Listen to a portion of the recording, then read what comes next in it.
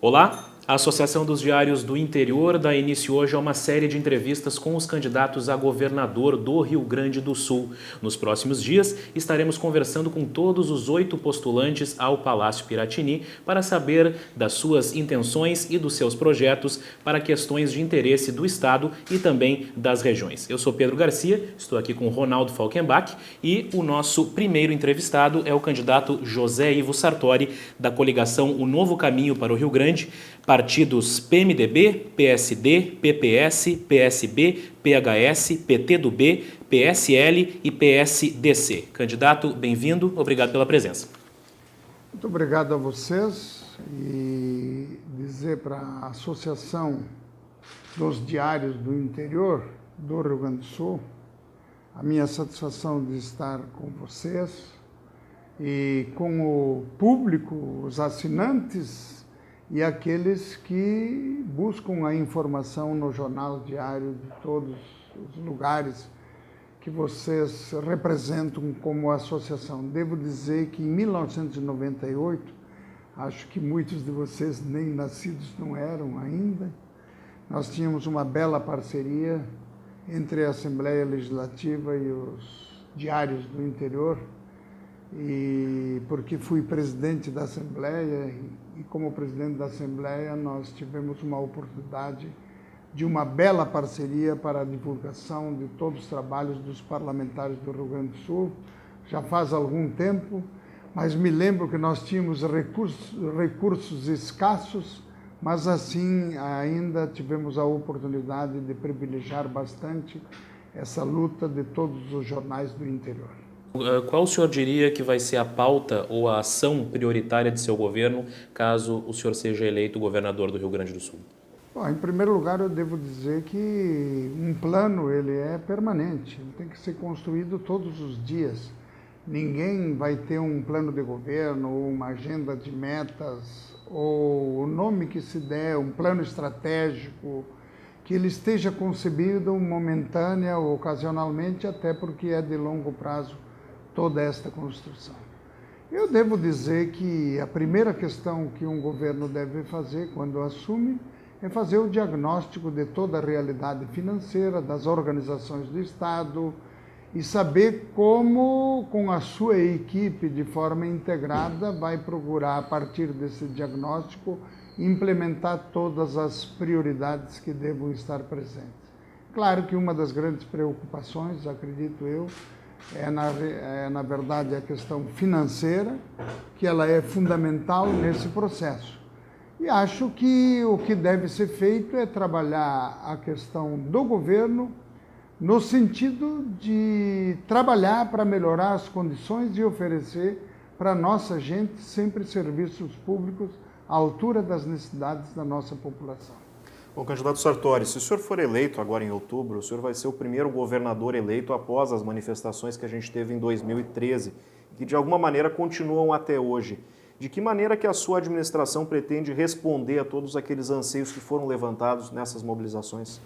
Na verdade, as mobilizações, elas foram uma ansiedade manifestada publicamente, mesmo que nos primeiros momentos não tivesse nenhum foco. Ninguém se reuniu, por exemplo, para encontrar qual era o objetivo da manifestação, mas o que se pôde aprender e compreender é de que esta população deseja governos e política melhores para todos.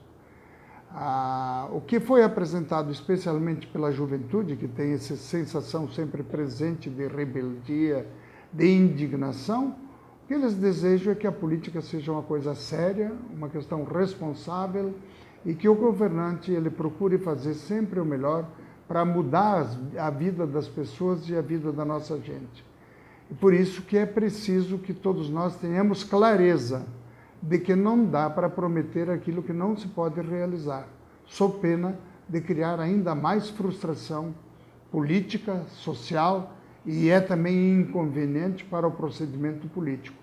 Acredito eu, e isso tenho convicção, que se nós não participarmos também e nós não nos envolvermos diretamente, cada vez nós perdemos uma consciência social mais elevada e acabamos, evidentemente, diminuindo a qualidade da nossa participação. O envolvimento, a participação, a manifestação deve ser uma questão democrática. O que a população deseja é que os governos sejam eticamente responsáveis, mas, acima de tudo, sejam transparentes e ofereçam para a população serviços de qualidade.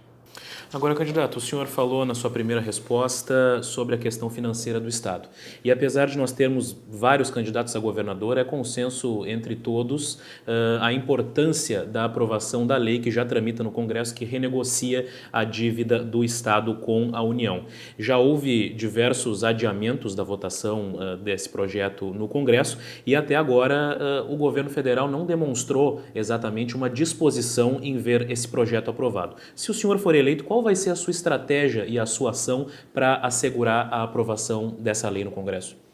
Eu acredito que a primeira questão a ser discutida e trabalhada por qualquer governante, seja no Rio Grande do Sul ou no país, estados que tenham dívidas com a União, o primeiro é colocar em vigor uma postura de que nós precisamos repensar a Federação Brasileira. O que é de responsabilidade da União, o que é de responsabilidade dos estados e dos municípios. Como eu estou falando para o interior, acho que a primeira questão de um governante estadual é ter uma grande parceria com os municípios, ser leal a eles, porque nos municípios normalmente se entrega para eles muitas responsabilidades e poucos recursos. Como eu fui prefeito do interior, eu sei o que representa essa realidade na área da saúde e da educação. Quanto à questão da dívida especificamente, essa questão da renegociação nasceu, não foi por causa do Rio Grande do Sul. Nenhuma liderança tinha levantado isso. Nasceu por causa das questões do município de São Paulo, ou a capital de São Paulo. Depois que veio essa recorrência para o Rio Grande do Sul. Eu acho que tem que ter uma posição forte, muito decidida. Não adianta, claro, renegociar a dívida é um papel importante, porque pelo menos alonga a dívida, que hoje deve ser em torno de 11%, né? Ou 12%, uns dizem, outros dizem que é 13%, mas eu acho que isso não é o suficiente, isso é apenas um alívio e apenas alonga a dívida. O que precisa mudar na relação com a União é critérios novos, é a questão do juro, você tem que ser esse juro, porque senão nós apenas vamos dar uma espichada no processo de endividamento e não resolveremos definitivamente.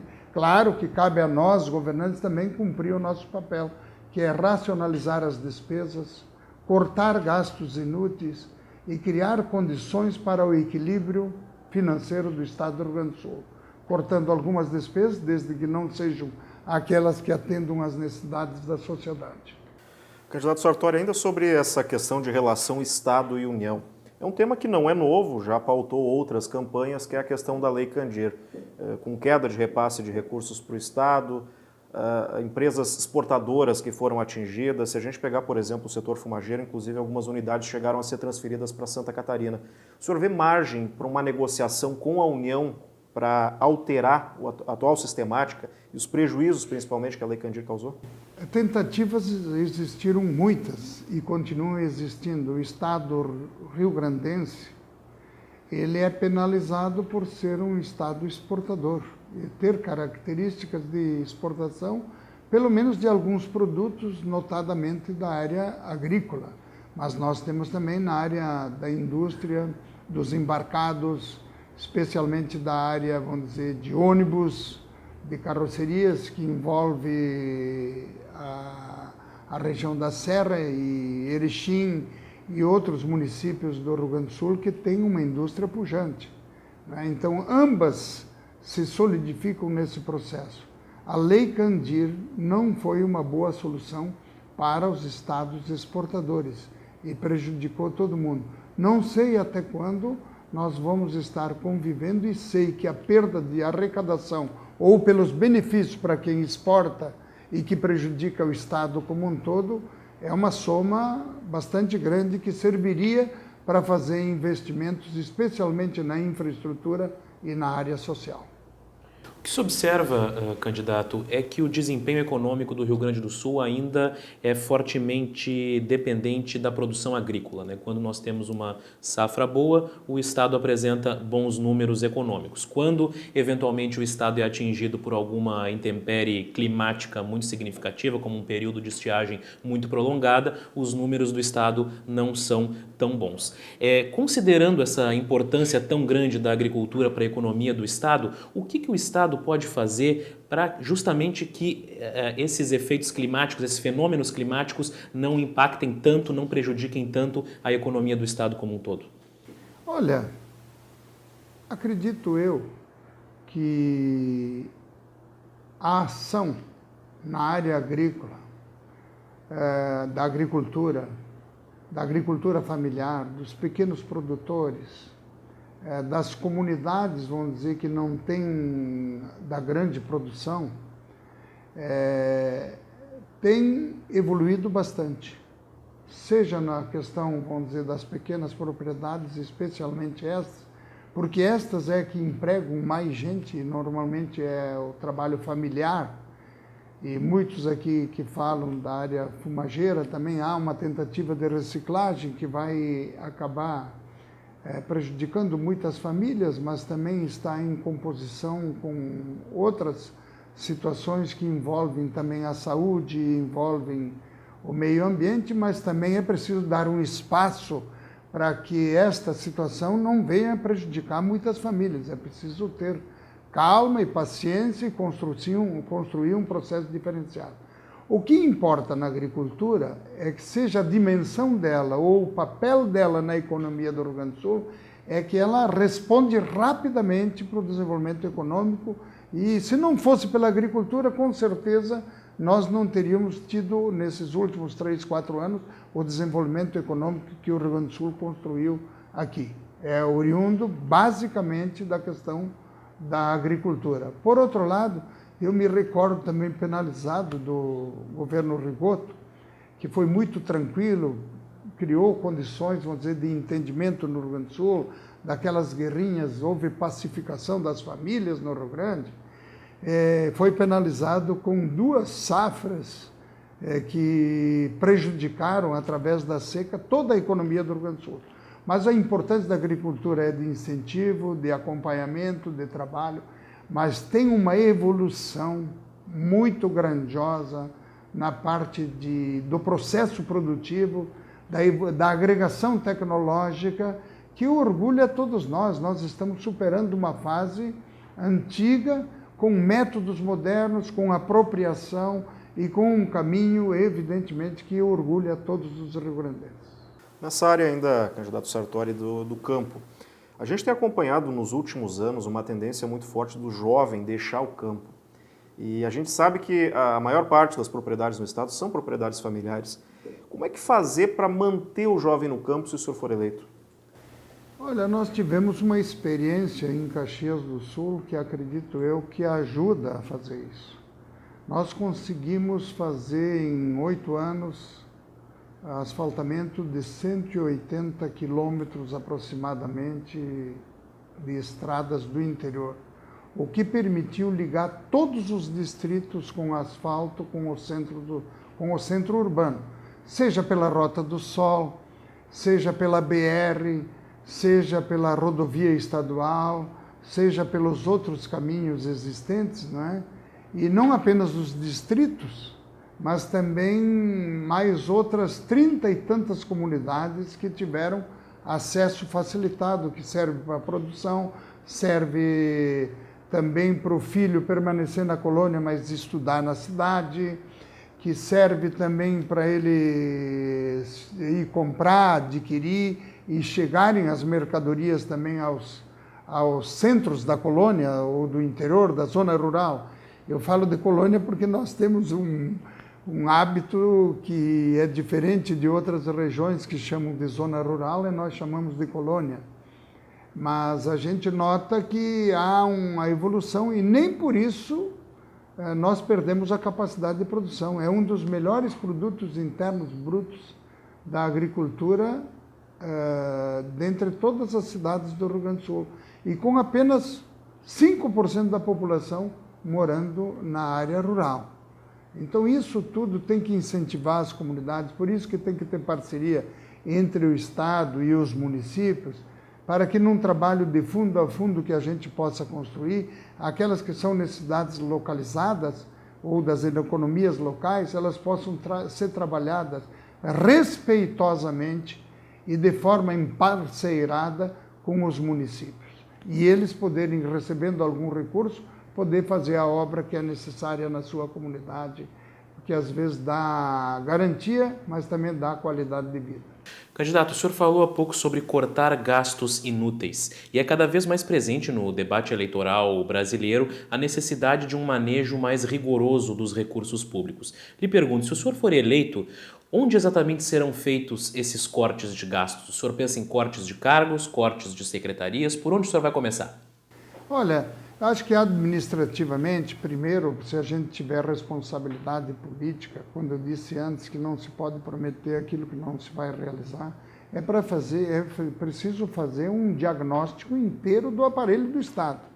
Ninguém vai fazer uma coisa de chegar e dizer que todo mundo é marajá.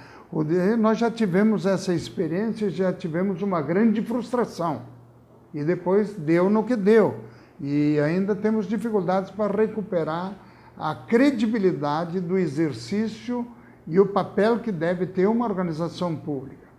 Eu acho que o fato de você definir que aquilo que não precisa gastar, não vai gastar. Agora, eu não vou dizer isso aqui, lá ou em outro lugar para criar uma expectativa. Até porque eu acho que a gente sempre tem que falar a verdade e não precisa mentir.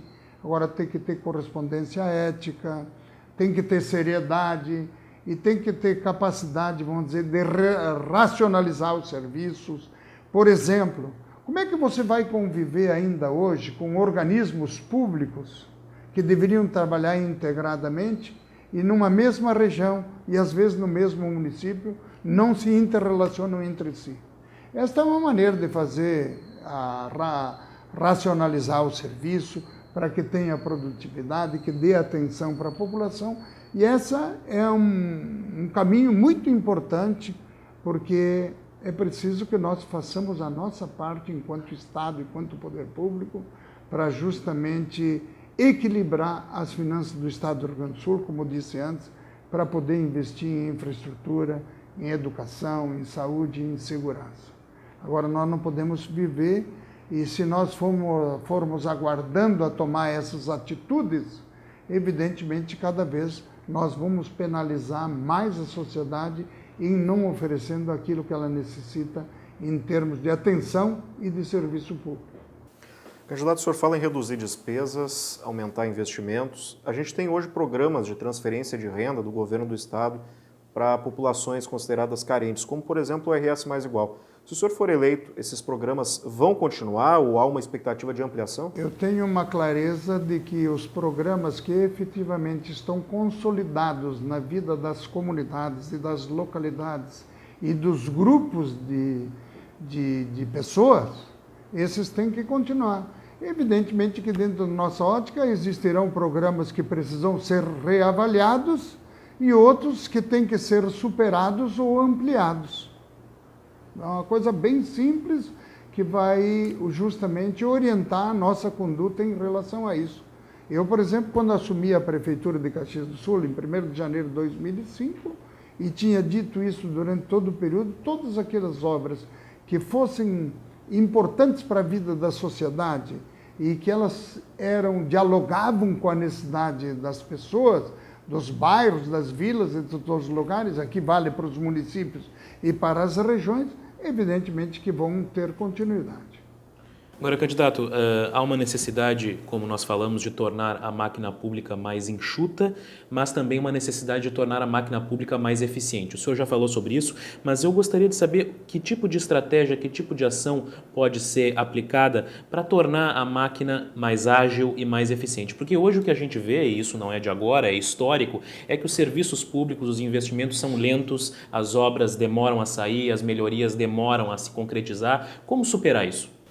Olha, primeira coisa é tratar o servidor que tem potencialidades e tem capacidades como um valor inestimável na produção de projetos e na realização de tarefas que venham atender a população que quer ser bem servida pelo poder público. Por outros, o que tem que fazer? Como qualquer empresa faz.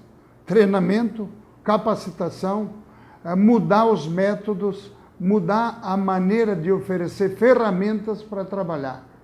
Isso tem que fazer permanentemente, porque esta é a evolução. Nós não podemos mais trabalhar com ferramentas que estavam localizadas no fim do século passado.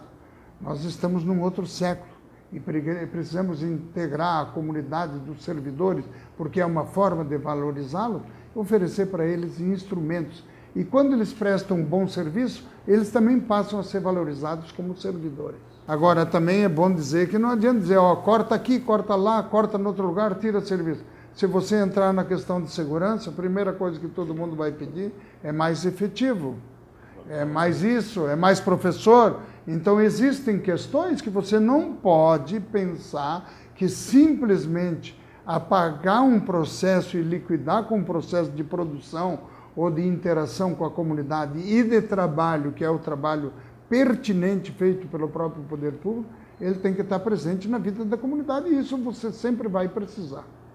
Questão de atração de investimentos, candidato. A gente percebe que hoje há até uma disputa, e foi famosa até no Estado, algumas disputas foram famosas, de atração de investimentos, né? Disputas com outros estados, enfim. Como é que o seu governo pretende atrair investimentos para o Rio Grande do Sul? Olha, em primeiro lugar é preciso fazer um saneamento das finanças. Você pergunte lá para um pequeno município para ver se ele consegue fazer algum financiamento. Por que ele não consegue? Porque ele não tem orçamento suficiente e logo não tem condições de financiamento. Eu vivi a relação que eu tinha com o governo federal e com organismos internacionais como prefeito de Caxias do Sul, que tem um orçamento razoável, ele tem uma capacidade de endividamento boa. Agora, se você pegar o município de Putinga, pegar o município de Veracruz, pegar o município de... a maioria dos municípios do Rio Grande do Sul, nenhum prefeito tem condições de fazer financiamento, porque ele não tem capacidade de endividamento. Então é preciso também mudar nacionalmente também essa questão federativa para apresentar que um município não apenas com o seu orçamento, mas ele tenha a oportunidade de obter outros recursos para fazer obras que são necessárias para a vida da comunidade municipal.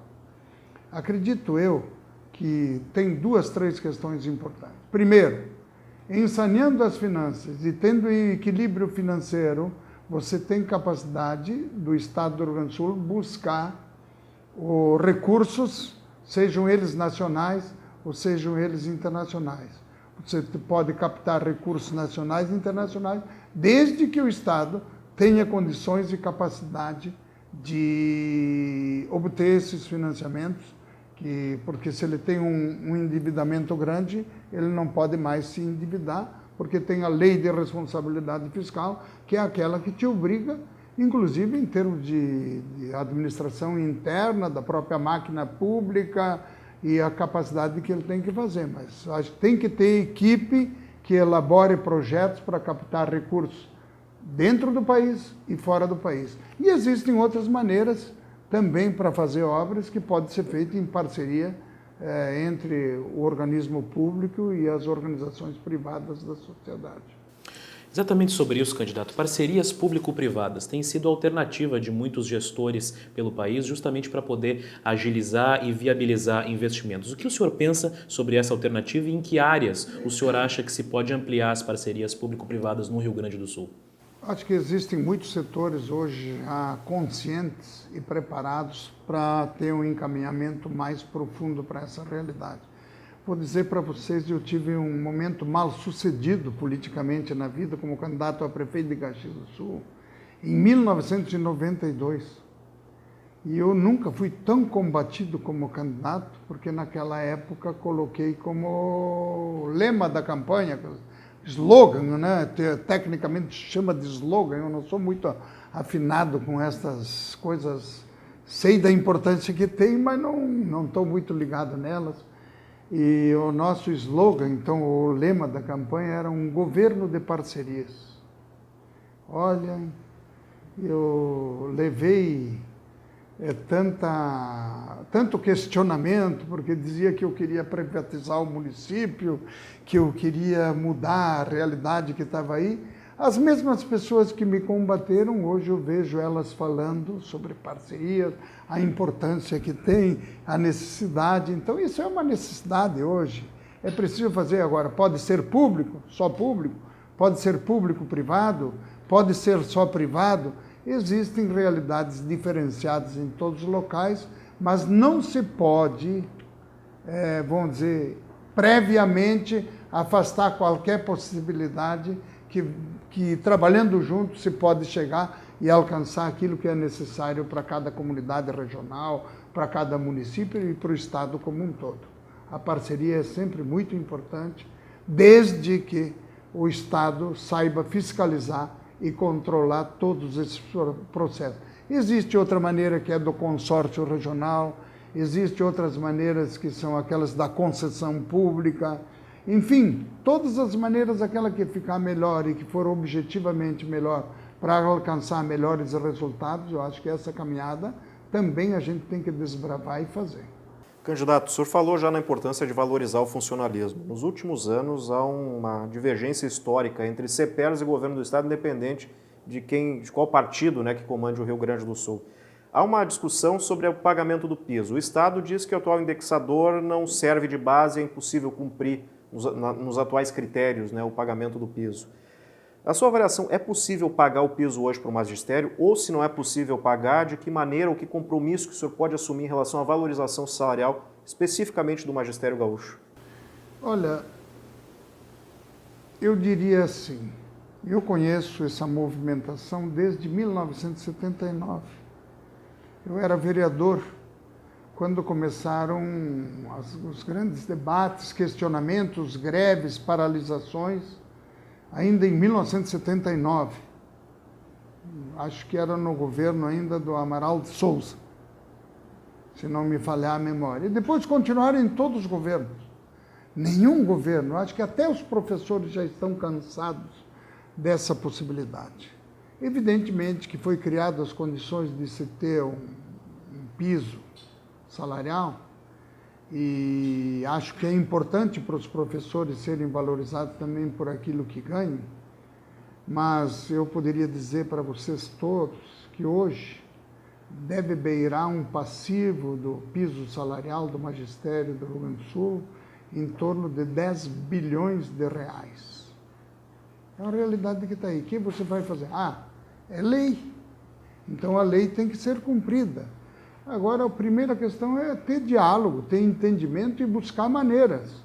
Tem que cumprir a lei, vamos encontrar formas de que mudanças precisam ser feitas, que maneira vamos encontrar como caminhada para saldar, evidentemente, esse compromisso com todo o magistério. Mas é preciso ter clareza que vai ter que ter algum tipo de mudança para poder ser exequível o pagamento. Se eu não tivesse nenhuma responsabilidade, eu diria assim, não, deixa para mim que eu vou cumprir isso aí, vou pagar. Não, estou dizendo que é preciso dialogar, é preciso se entender, é lei, precisa ser cumprida, vamos encontrar juntos e coletivamente, não apenas com os professores de governo, mas também com a sociedade, com os pais que colocam seus filhos na escola, com as comunidades regionais, com todo mundo, para que a gente encontre um caminho de saldar essa dívida. Outro ponto que interessa diretamente ao funcionalismo, candidato, é em relação ao IP, porque em algumas regiões do estado está havendo uma situação de verdadeiras debandadas de médicos que estão deixando o IP porque alegam que os valores pagos pelo estado não são suficientes. E aí, diversas especialidades em algumas regiões ficam desassistidas de médicos. O que o estado pode fazer para melhorar a situação? Nós já tivemos algumas mudanças em relação ao IP. Eu me recordo, era deputado estadual, que se criou o primeiro percentual de contribuição e que era bem pouca coisa, era em torno de 2% da contribuição que se fazia, e foi um pandemônio. Hoje já há uma consciência de todos os servidores de que realmente para ele é garantir o atendimento, seja previdenciário, seja da saúde, seja a parte médica ou dos serviços, ele precisa, evidentemente, também contribuir com esse processo. Por outro lado, eu vejo que outros separaram a questão da saúde da questão da previdência, propriamente dita. E isso já modificou um pouco. O Estado se responsabilizaria de colocar os recursos que são necessários.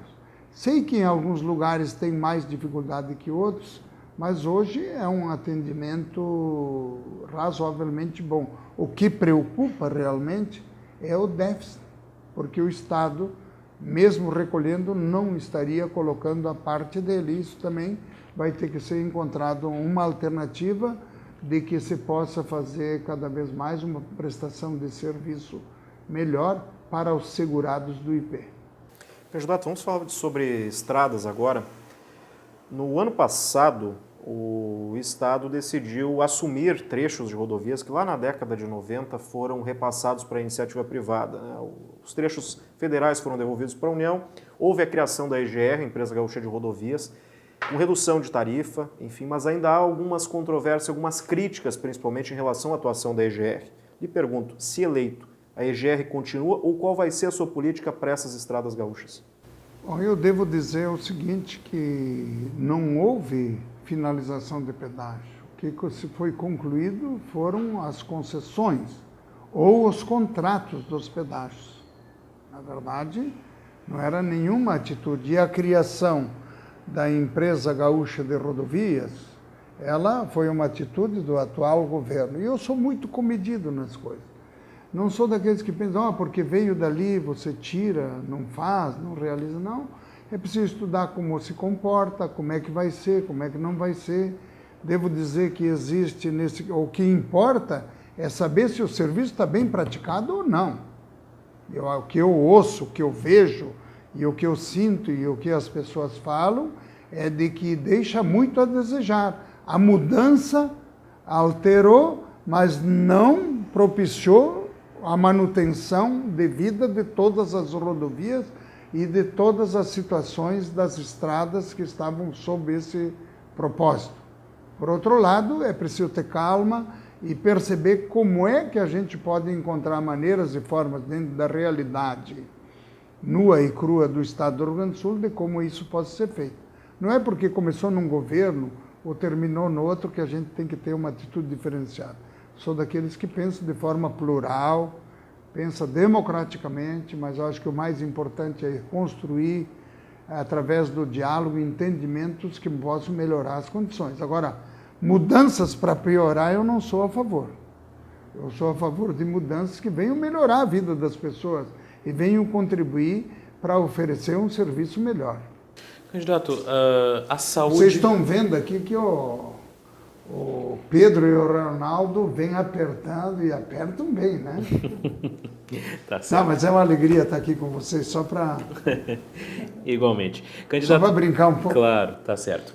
Candidato, saúde. Saúde é a principal dor de cabeça dos municípios, porque, como nós sabemos, compromete uma parcela muito expressiva dos orçamentos das prefeituras. E uma das razões pelas quais isso acontece é que a participação do Estado e da União no financiamento dos serviços de saúde é insuficiente. O município tem a obrigação constitucional de investir 15% de sua receita em saúde, mas na prática aplica muito mais. Pegarmos, por exemplo, o município de Santa Cruz do Sul aplica mais de 25% da saúde e isso é a realidade de vários municípios. Como minimizar essa situação e fazer com que as prefeituras tenham um fôlego maior para poder investir em outras áreas? Olha, especialmente os municípios que têm gestão plena, eu conheço mais a realidade da Grande Porto Alegre, que é onde estão localizados inclusive hospitais federais, hospitais públicos. Existem muitas regiões que não têm hospitais públicos. Caxias do Sul tem um hospital geral, por exemplo, e tem conveniado com um município um outro hospital filantrópico que ajuda, portanto, a trabalhar essa realidade. Se vocês perguntarem para qualquer município do Rio Grande do Sul, ninguém investe menos do que 20% do seu orçamento em saúde. É essa relação que tem que mudar.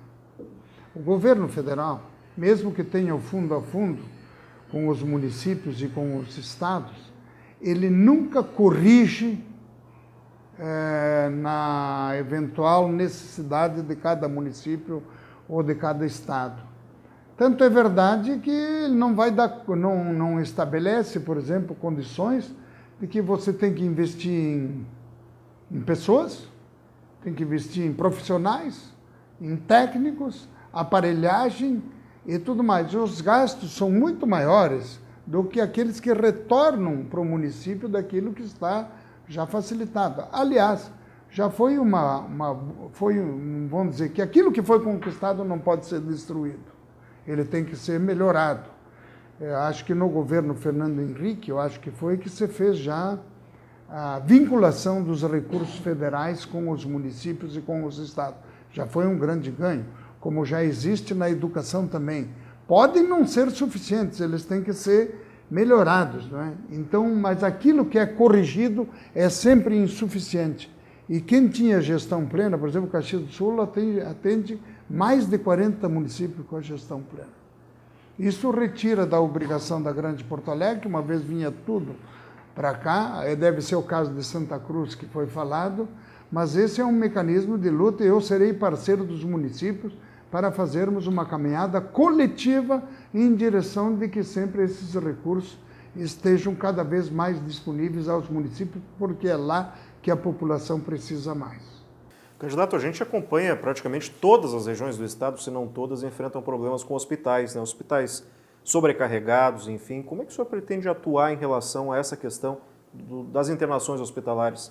É que ainda nós também temos uma dificuldade, e isso precisa ser dito. A pessoa não tem o hábito, nós temos que ampliar a saúde preventiva, trabalhar muito com esta carência e com a educação da sociedade.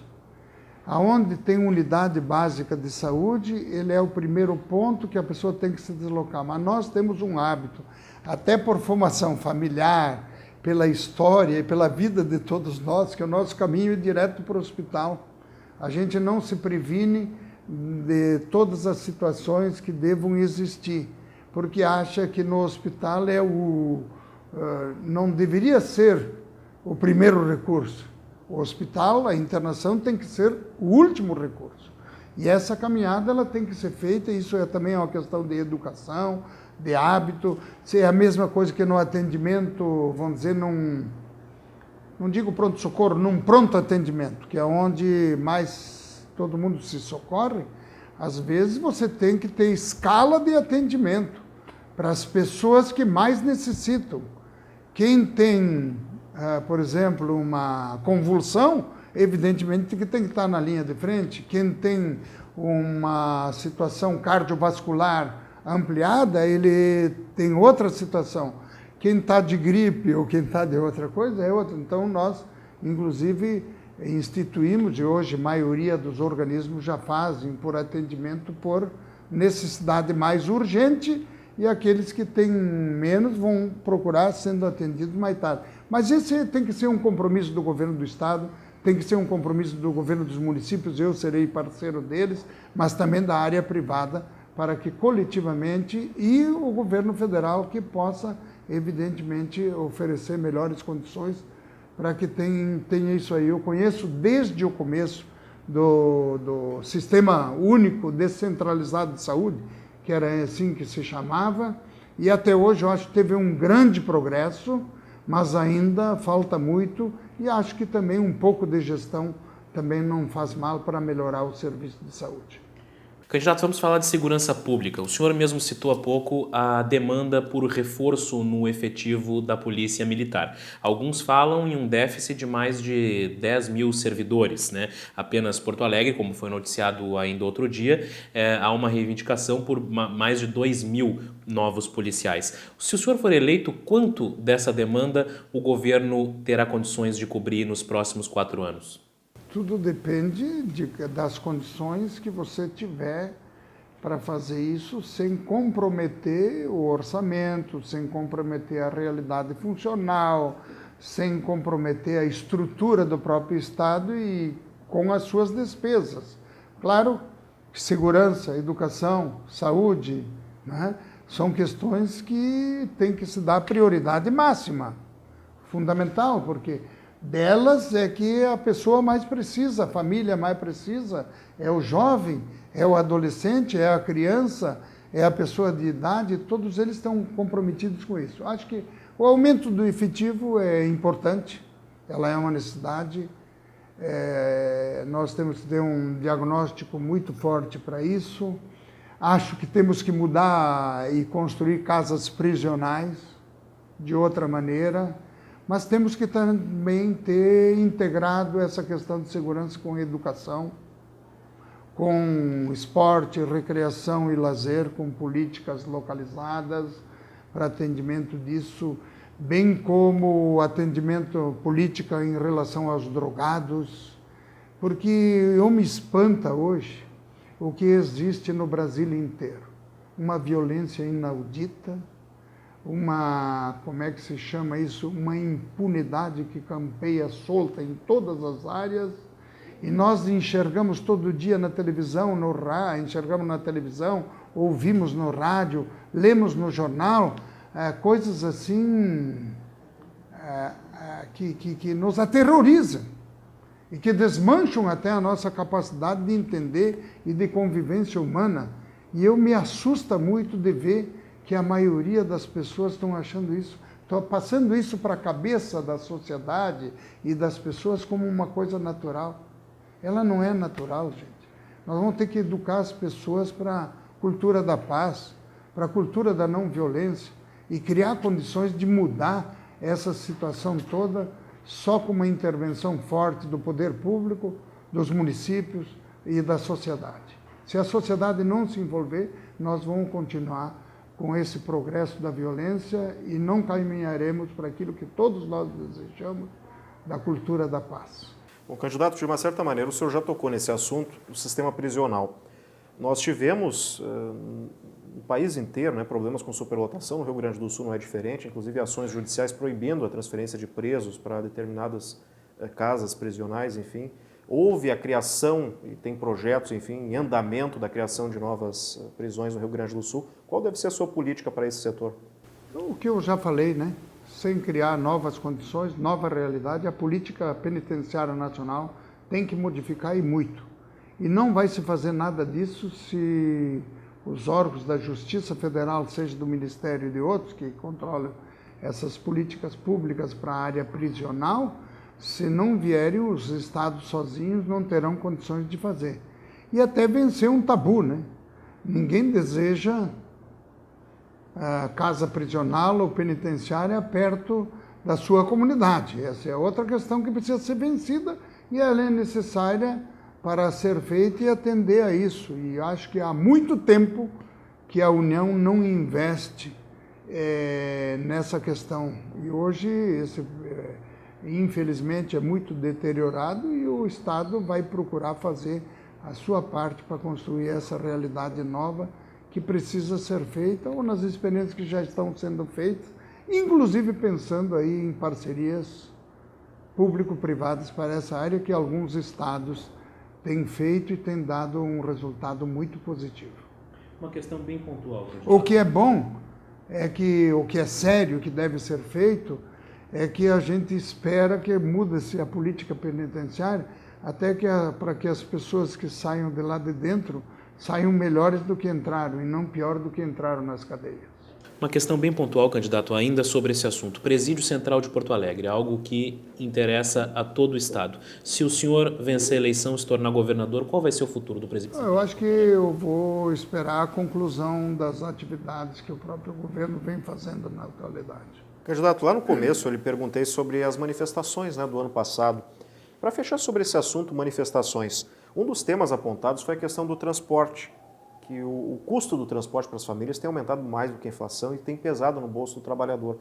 Como é que o senhor pretende lidar com isso? É possível o Estado subsidiar o valor da passagem?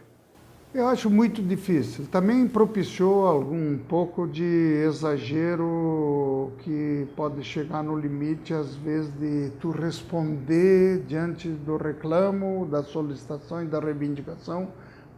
Você responde não com muita responsabilidade. Eu participei como prefeito da Frente Nacional de Prefeitos. Há muito tempo é uma luta dos prefeitos das capitais, das cidades grandes, né, no sentido de viabilizar a mudança da tributação nacional para favorecer, inclusive, que houvesse esse trabalho para que, junto com os estados, se pudesse ter uma maneira de subsidiar parte de todo o transporte coletivo. Você não pode fazer por um setor da sociedade, por uma parte da vida da comunidade, tem que ser para todo mundo, porque o critério mais justo é quando é para todos. Se todos se transportam coletivamente, você não pode dar benefício para um ou benefício para outro, quando o benefício tem que ser para todos. Eu vejo dessa maneira, mas acho que não é difícil mudar, mas também não tem sido fácil de que nacionalmente se encontre um caminho através dos tributos que são recolhidos pela União, que fossem, inclusive, colocados à disposição do Estado como facilidade para atender o transporte coletivo. Acontece que ainda não é o suficiente o que nós temos hoje. Acho que apareceu apenas num segundo ponto a questão do transporte coletivo como a ansiedade da juventude, e especialmente das manifestações. Mas, no entanto, já mudou alguma coisa. Se não por isso, pela Copa também vieram outras obras que mudança da infraestrutura rodoviária, especialmente nos grandes centros urbanos.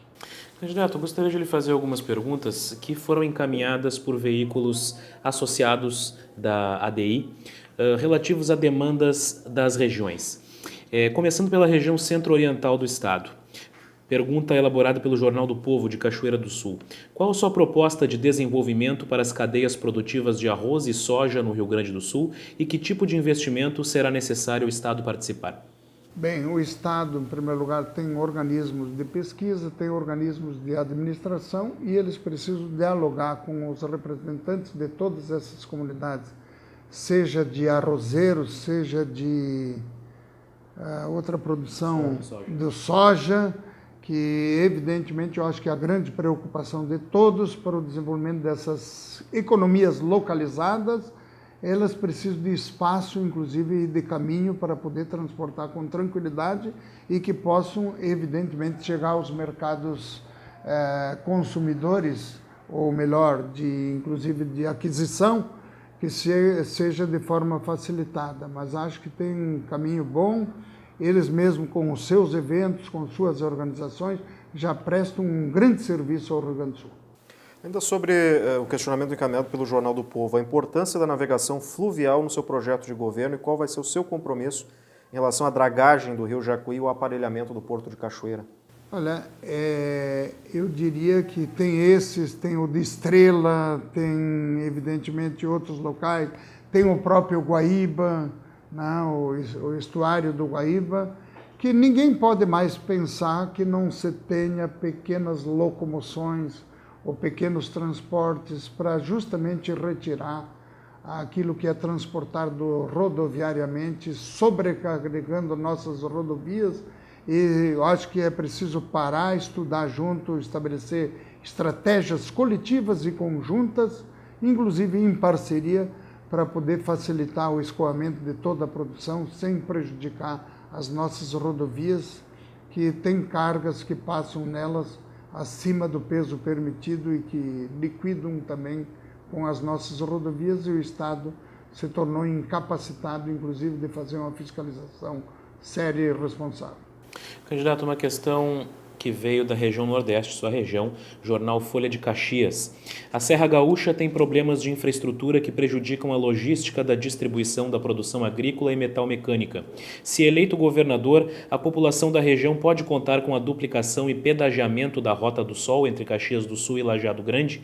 Existe também a demanda da duplicação da RS 122 entre Caxias a São Vandelino. Por fim, como o senhor pretende tratar a construção do aeroporto regional de Vila Oliva? Acho que todas elas são questões muito importantes na vida das nossas comunidades. Eu acho que o mais importante de tudo e prioritário hoje, enquanto Estado, enquanto governo do Rio Grande do Sul, é a ligação Caxias-Porto Alegre. Esta é que tem que tirar o peso da dificuldade do acesso que tem toda aquela região serrana, seja quem vem do lado de Marau, seja de quem vem de Passo Fundo, seja de quem vem da Vacaria, seja de quem vem propriamente de Caxias do Sul, seja de quem vem de Farroupilha, vem de Carlos Barbosa, que são centros que tem Bento Gonçalves, que são centros industrializados e fortes, né? Eu acho que a primeira é essa. E a segunda lugar, eu acho que a Rota do Sol, ela ainda comporta não tanta necessidade, porque a principal necessidade é do lado de cá. Isso não quer dizer que não seja um orgulho dos caxienses. A Rota do Sol, porque ela tem um papel de ligação com São Borja também, não é? Ela é uma estrada transversal e que, portanto, ela liga a fronteira com o litoral norte. Então, ela tem um papel preponderante e isso tem que ser pensado rapidamente para se fazer. Quanto ao aeroporto, é uma busca incessante. Nós gravamos isso quando aprovamos o plano diretor municipal de Caxias do Sul por unanimidade, já está lá gravado a parte destinada onde deve ser o aeroporto regional. Mas que fique claro para todos que não é um aeroporto, vamos dizer, única e exclusivamente para passageiros. É também para transporte, né, de cargas, portanto. E é isso que ele é importante, porque ele criaria, dentro da logística aeroviária, um papel importante por ser o transporte de cargas. E todas as outras são todas elas sentidas positivas, mas isso faz parte de um caminho longo a ser percorrido por todos nós. Então, pergunta encaminhada da região metropolitana, Jornal IBA, reclama que o Vale do Caí tem sofrido com a falta de projetos de infraestrutura rodoviária.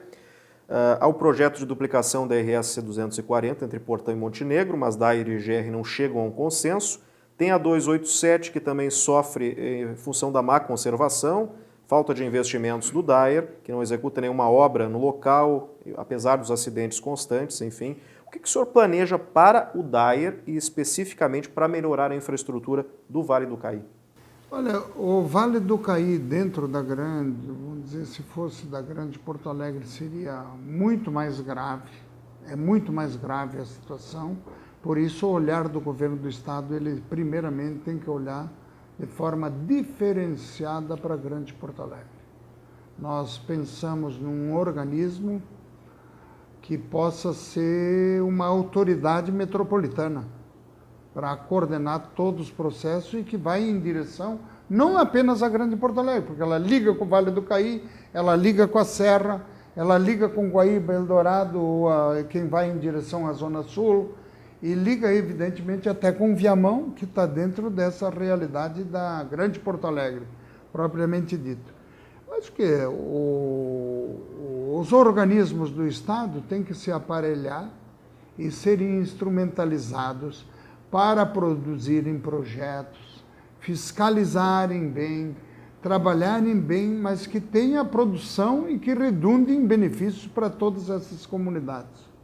O que não pode é não existir projeto, ou entendo o dinheiro, não saber fazer licitação para que a obra saia, e não ter um compromisso com o desenvolvimento total e integral do Estado do Rio Grande do Sul. Candidato, uma pergunta da região Noroeste, Jornal Nacional. Passo Fundo é polo de uma importante região em que a logística é fundamental para o desenvolvimento. Para melhorar o sistema rodoviário, existem 2 projetos de duplicação, a RS 324 entre Passo Fundo e Casca e RS 135 entre Passo Fundo e Erechim, ambos parados no governo do estado. Qual a promessa ou proposta do candidato para viabilizar a duplicação destas 2 importantes rodovias? São necessários todos os estudos, os projetos que são necessários, inclusive o de viabilidade técnica e financeira. Bom, candidato José Ivo Sartori, agora uma pergunta especificamente envolvendo o Vale do Rio Pardo. A base da economia da região é o tabaco, que sofre muitas campanhas internacionais de redução de consumo, o próprio cigarro, que é mal visto atualmente pela sociedade, enfim. Que medidas que o senhor pretende adotar para a manutenção, né, dessa principal base da economia do Vale do Rio Pardo e para manter também o sustento da economia e principalmente dos produtores da região? Eu quero dizer que, pelo que eu tenho acompanhado, tenho ouvido, tenho me informado, eu acho que o caminho está bem traçado, existem pequenas divergências, mas há um entendimento já, inclusive com alguns setores querendo fazer uma passagem para outro tipo de economia, para outro tipo de produção, porque pelas questões até internacionais, que não são apenas nacionais, de realidade aí, existem exigências, mas parece estar se construindo um bom processo de entendimento, de negociação, de diálogo. Eu estive há bem pouco tempo, inclusive, com os pequenos produtores, estive também com pessoas que já vão alternando outro tipo de produção na área de pequena produção, de quase que artesanal, familiar, e que ajuda, evidentemente, a que nenhuma família perca as condições de ter uma vida saudável, de ter um rendimento e garantir essa atividade. É claro que ninguém vai pensar hoje que nós vamos chegar e ter a mesma história e a mesma trajetória do que antigamente. E eu acho que as pessoas estão tendo boa vontade, as lideranças políticas estão sendo sensíveis, as lideranças públicas, as lideranças da sociedade estão ajudando e muito bem a construir uma nova realidade. E ela tem que ser, porque tem que oferecer para as famílias e para as pessoas uma alternativa que lhe possa sustentar a sua família. Para terminar, candidato, uma demanda que também pertence ao Vale do Rio Pardo, mas que já foi citada, inclusive, na pergunta que foi enviada pela região metropolitana, que é a duplicação da 287. É uma demanda importante para o Vale do Rio Pardo, porque é a principal ligação entre a nossa região e o sul do estado, e nós somos uma região industrializada, produtiva, enfim, que precisamos dessa via para fazer o escoamento da produção. É uma demanda antiga, nunca houve uma evolução significativa. Pode-se esperar isso no seu governo? No mínimo, estudar o processo e fazer os encaminhamentos. Você vê que na região metropolitana tem além, porque elas vão, de uma forma ou de outra, todas elas vão fazer uma associação, vamos dizer, ou uma integração em termos de rodovia. Tem mais, eu acho, a 290 também, que ela pode ser ligada, pode ser trabalhada nessa direção. Tem mais a RS 10, né, que ela pega a ponta também saindo por fora, que ainda não tem um projeto, mas está sendo estudado. Tem a 448, né? Tem a eu não sei, vamos dizer, 118 deve ser, mas essa que liga de certa forma aqui, que passa por Gravataí, que pode desembocar em Viamão também, ajuda a todas elas. Tudo isso tem que ser feito dentro de uma realidade nova, uma situação nova. O erro, acho eu, é antigo, histórico, na medida em que todos nós, nas nossas comunidades, vamos dizer, de Caxias do Sul, do Vale do Caí, do Vale do Rio Pardo, Santa Cruz e companhia, né? Cresceram. Há 30, 40 anos, ninguém pensava que as nossas comunidades teriam uma densidade demográfica tão elevada. E ninguém pensava também que nós tivéssemos tantos automóveis como as pessoas estão tendo no dia de hoje. Então, tudo isso, se tivesse tido um pouco mais de planejamento lá atrás, sairia mais barato hoje, seria mais econômico. E, infelizmente, não foi pensado e agora nós vamos ter que correr atrás de planejar, pensar e produzir resultados que satisfaçam todas as comunidades com as suas ansiedades. Ok. Candidato José Ivo Sartori, muito obrigado pela sua participação e uma boa campanha para o senhor. Olha, eu que agradeço ao Ronaldo, a ti, Pedro Garcia. Devo dizer que quase que eu vim com o mesmo casaco que você. É mesmo? Somos sócios, né? Tá certo. Muito obrigado pela Tenho audiência. muita vontade com vocês aí. Igualmente. Obrigado pela audiência e na sequência retornamos com mais candidatos.